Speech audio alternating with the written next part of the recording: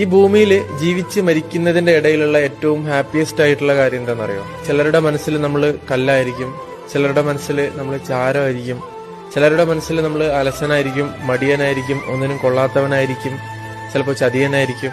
But കറക്റ്റായിട്ടുള്ള നമ്മുടെ ലൈഫിൽ സ്യൂട്ടായിട്ടുള്ള ആളുടെ കണ്ണിൽ മാത്രം നമ്മൾ മനോഹരമായിട്ടുള്ളൊരു കവിത പോലെ ആയിരിക്കും. ഏറ്റവും നന്നായി വായിക്കാൻ അറിയുന്ന ആൾക്ക് മാത്രമേ അതിലെ വരികളുടെ അർത്ഥം മനസ്സിലാവുള്ളൂ, ആ കവിത എന്താണെന്ന് മനസ്സിലാവുള്ളൂ. ശരിയല്ലേ? Download ShareChat.